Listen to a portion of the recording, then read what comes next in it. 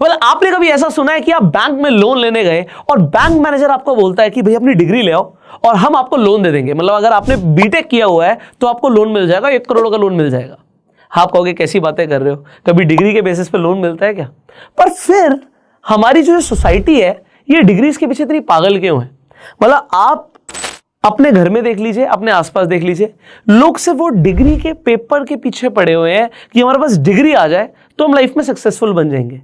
पर एक्चुअल में जब आपको पैसा चाहिए होगा अपने घर के लिए, अपनी गाड़ी के लिए, अपने बिजनेस के लिए, उसे एक्सपैंड करने के लिए, और पैसा क्यों चाहिए होगा इसके ऊपर हम बात करेंगे, तो आपको आपकी डिग्री के ऊपर कोई लोन नहीं मिलेगा। आप देखोगे वो लोग जो आपसे कम पढ़े लिखे हैं उन्हें लोन भी ज्यादा मिल जाता है, वो पैसे भी ज्यादा कमा लेते हैं। भाई ऐसा क्यों होता है? क्योंकि हमें हमेशा से डिग्री की वैल्यू दिखाई जाती है पर फाइनेंशियल स्टेटमेंट बिल्ड करने के ऊपर कभी वैल्यू नहीं दिखाई जाती, कभी बात ही नहीं होती। क्योंकि जो स्कूल में टीचर्स पढ़ा रहे हैं, आप बड़े ध्यान से देखिए, उनकी खुद की सैलरीज बहुत कम है। और आजकल तो मैं देखकर हैरान हो रहा हूं, स्कूल में और कॉलेजेस में आ गए हैं टॉपिक्स एंटरप्रेन्योरशिप। एंटरप्रेन्योरशिप सिखाएंगे। कौन सिखा रहा है? जो 15 साल से उसी स्कूल में जॉब कर रहा है। मतलब सॉरी टू से, बट बात यह है कि एंटरप्रेन्योर सिखाए, समझ आता है।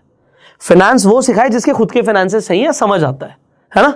जैसे डॉक्टर अगर ऑपरेशन करे समझ आता है, बट मैकेनिक ऑपरेशन करे समझ नहीं आता। बिल्कुल वैसे ही हो जाता है। आप एकेडमिक्स मतलब जो सब्जेक्ट्स है, मैथमेटिक्स पढ़ाना समझ आ रहा है, बट एंटरप्रेन्योरशिप पढ़ाना समझ नहीं आ रहा। सिमिलरली जिस इंसान के खुद के फाइनेंसेस सही नहीं है, मतलब जो आदमी 50,000 रुपए के एक स्कूल में जॉब कर रहा है, डेफिनेटली लाइफ में वो बहुत अच्छा नहीं कर रहे। तो अगर उन्हें बहुत अच्छा करना है तो कुछ और करना पड़ेगा या उसके साथ कुछ और करना पड़ेगा। और अगर वो बहुत अच्छा करेंगे तो शायद 50,000 की जॉब नहीं करेंगे। पॉइंट यहां पर है, मैं आप लोगों की बात कर रहा हूं। बात ही नहीं कोई काम छोटा बड़ा नहीं होता। टीचर बहुत ही नोबल प्रोफेशन है, बट बात यह है यार उनकी भी खुद की लाइबिलिटीज बहुत ज्यादा है।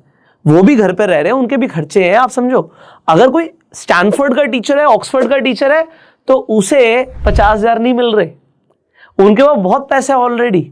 बट पॉइंट यहां पर यह है कि अगर आप अंडरपेड एम्प्लॉयज से ये एक्सपेक्ट करोगे कि वो एक्स्ट्राऑर्डिनरी टीचिंग्स दे हमारी आने वाली जनरेशन को, तो दिस इज नॉट पॉसिबल।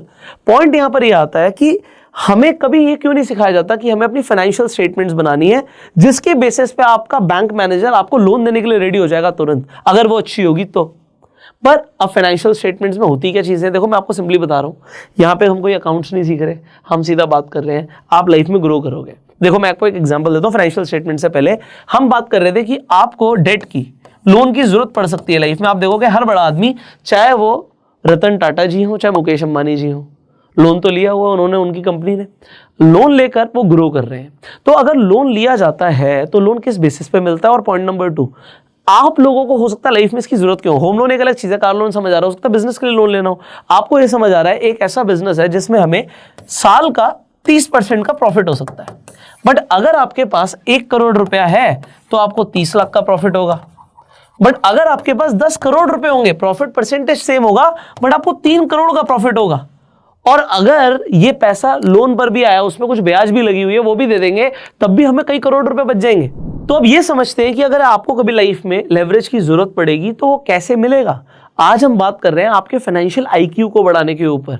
अब इंटेलिजेंट बहुत सारे लोग हैं। वॉरेन बफे कहते हैं अगर आपका आईक्यू स्कोर बहुत अच्छा है तो थोड़ा बहुत दान दे दो, क्योंकि अगर आप स्टॉक मार्केट से पैसा बनाने की सोच रहे हो तो आपको बहुत ज्यादा एक्स्ट्राऑर्डिनरी आईक्यू की जरूरत ही नहीं है। और सिमिलरली फाइनेंशियल आईक्यू की जब हम बात करते हैं तो वो एक्स्ट्राऑर्डिनरी कुछ है नहीं, बेसिक चीजें जो आपको समझनी जरूरी है। क्या क्या आता है? अभी हम फाइनेंशियल स्टेटमेंट की बात करते हैं और फिर हम बात करेंगे आप अपना फाइनेंशियल आईक्यू कैसे बढ़ाने वाले हैं। तो अब जब हम फाइनेंशियल स्टेटमेंट की बात कर रहे हैं तो आप यहां पर समझिए 4 चीजें हैं मुद्दे की बातें। एक है आपकी सबसे पहले आपकी इनकम जो आप कमा रहे हैं, दूसरी होती है आपके एसेट्स, तीसरी होती है आपके एक्सपेंस, और चौथा है आपकी लायबिलिटीज। अब मैं आपको एक सिंपल सी चीज समझाता हूं। जब हम इनकम में से एक्सपेंस को माइनस कर देते हैं तो यहां पर आ जाता है हमारा प्रॉफिट, जिसके ऊपर आपको टैक्स लगता है। और अगर आप एसेट में से लायबिलिटी को घटा देते हैं तो यहां से आ जाती है इंसान की नेटवर्थ, आपकी वर्थ कितनी है। तो हम बोलते हैं ना 100 करोड़ की नेटवर्थ है इसकी, क्योंकि उसके पास 100 करोड़ के एसेट्स होंगे और ना के बराबर लायबिलिटीज होंगी, तो इसी से उसकी नेटवर्थ निकल गई। और अगर एक आदमी बहुत अच्छे प्रॉफिट्स बना रहा है वो भी एक बहुत अच्छी चीज है। पर ये 4 चीजें आपको लाइफ में बहुत ऊपर लेकर जा सकती है अगर आपने इन्हें समझना शुरू किया। लोग इन चीज़ों के ऊपर ध्यान नहीं देते, बड़ा मतलब हम ना नेग्लिजेंस वाली जिंदगी जी रहे हैं। नेग्लिजेंस समझते हो, जो चल रहा है ठीक है, जो हो रहा है ठीक है। अब अगर आपने इन 4 चीज़ों को समझने की जरूरत यहां तक करी है कि ये चलो समझते हैं, तो एसेट वो चीज़ होती है जो आपकी जेब में पैसा लेकर आती है, लाइबिलिटी वो चीज़ होती है जो आपकी जेब से पैसा लेकर जाती है। हमें ये समझ आ गया अभी तक, अगर आप इस सीरीज के अंदर है, कि हमें एसेट्स को बिल्ड करना है, ऐसी चीज़ें जो हमारी जेब में पैसा लेकर आए, और ऐसी चीज़ों को कम करना है जो हमारी जेब से पैसा लेकर जाए। हमें अपनी इनकम बढ़ानी है और एक्सपेंस को कम करना है।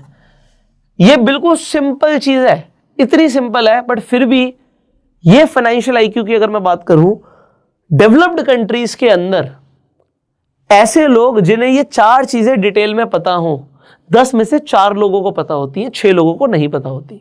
और डेवलपिंग कंट्रीज जैसे कि इंडिया के अंदर 10 में से 8 लोगों को ये 4 चीजें नहीं पता होती। आज आप मेरे चैनल पे सुन रहे हो तो बड़ा कॉमन है, बट अगर आप अपने आसपास किसी इंसान से पूछोगे भाई नेटवर्थ क्या होती है, एसेट्स क्या होते हैं, लाइबिलिटीज क्या होती है, तो वो नेग्लिजेंस में जी रहे हैं।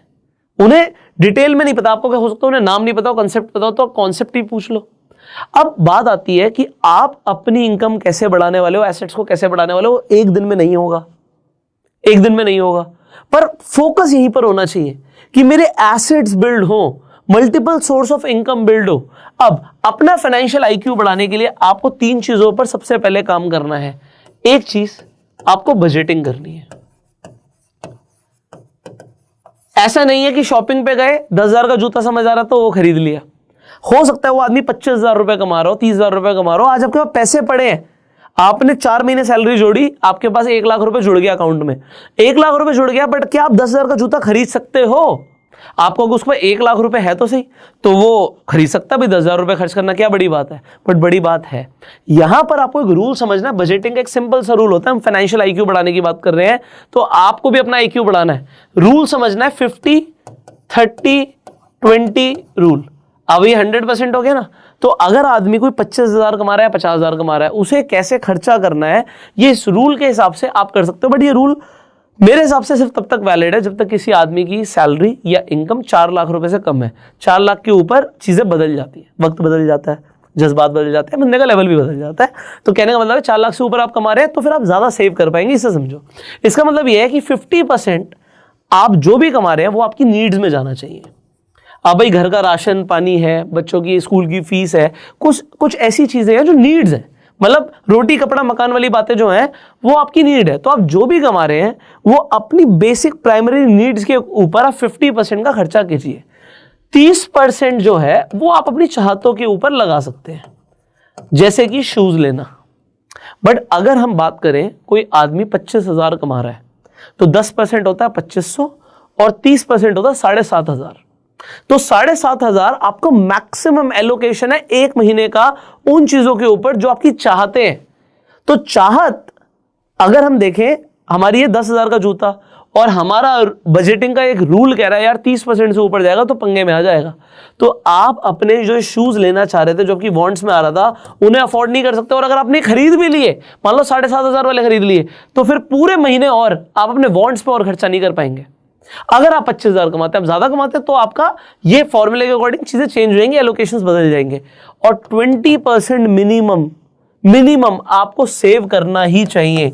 अगर आप सेव नहीं कर रहे हैं तो आप अपनी फैमिली को एक ट्रबल में डाल रहे हैं, अपने फ्यूचर को, अपने फाइनेंशियल फ्यूचर को एक खतरे में डाल रहे हैं, क्योंकि आप कमा तो रहे हैं और सारा उड़ा रहे हैं। तो एक वो पता नहीं इंटरनेट पर कोई वीडियो मैं देख रहा था, तो एक वीडियो आ गई कि जिस तरीके से कमाया उस तरीके से उड़ाया। जस्ट मैं एग्जैक्ट नहीं बोल पाऊंगा क्योंकि मुझे कुछ उसका मीनिंग याद है, तो मैं आपको दोबारा से बोल रहा हूँ, तो पार्डन मी फॉर दैट। तो कुछ ऐसा था, कोई शेर व शायरी चल रही थी, तो उन्होंने बोला कि जिस तरीके से हमने कमाया उसी तरीके से हमने उड़ाया, नोटों पर हमने कभी रबड़ नहीं बांधी। कमाया जैसे उसी शान से उड़ाया, कमाया जैसे उसी शान से उड़ाया भी, कभी भी नोट पे हमने रबर नहीं बांधा। तो ये सुनने में बड़ा अच्छा लगता है, बट भाई नोटों पे रबड़ बांधनी पड़ती है। वो आपने देखे ना, बनिए नोटों पे रबड़ बांध के रखते हैं तो धीरे धीरे जुड़ जाता है, उनके पास गड्डियां इकट्ठी हो जाती हैं। और जो लोग नोटों पे रबड़ नहीं बांधते ना, वो नोट कहाँ चले जाते हैं पता नहीं लगता। तो ये आदत डालिए, आप गुजराती मारवाड़ी बनियों से सीखिए कि भाई नोटों पर रबड़ बांधनी जरूरी है।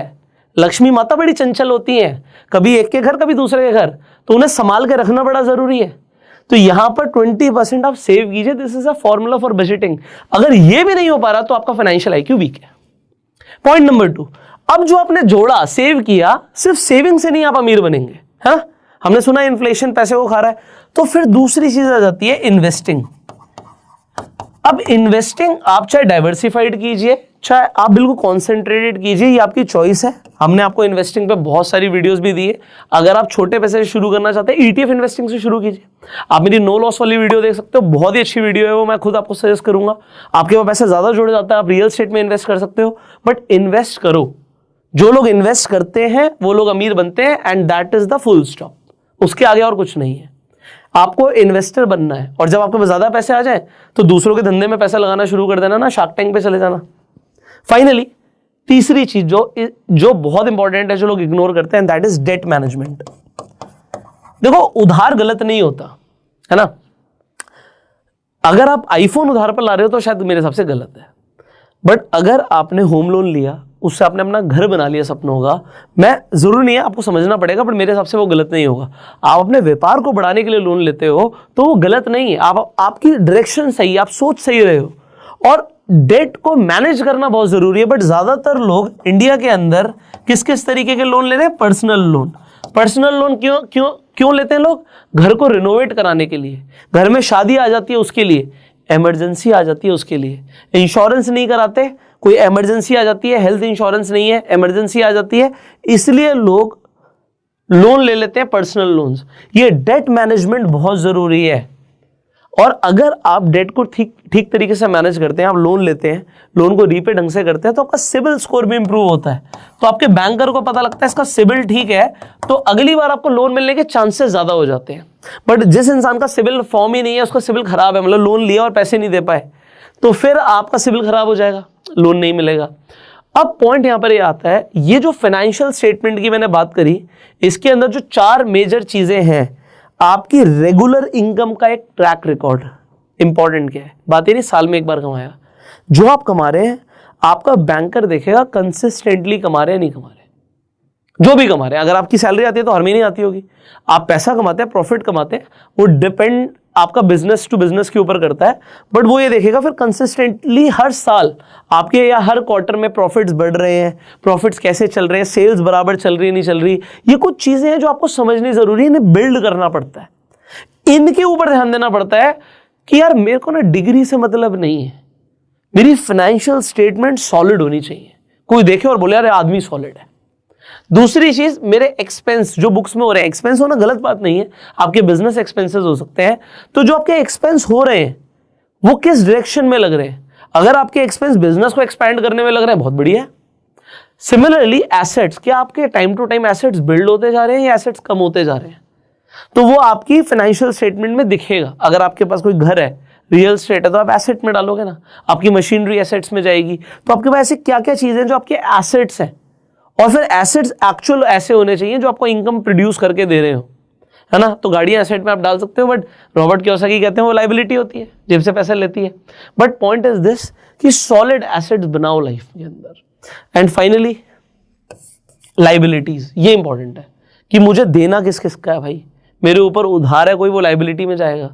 तो लाइबिलिटीज कम होनी चाहिए, ये हमें समझ आता है, बट क्या कोई ऐसी लाइबिलिटीज है, जैसे हमने इससे पहले एक वीडियो बनाई थी कि आप अपनी लाइबिलिटी को भी एसेट में कन्वर्ट कर सकते हो। अगर आपने वो वीडियो नहीं देखी तो आप जाके देख सकते हैं, बटन पे लिंक है।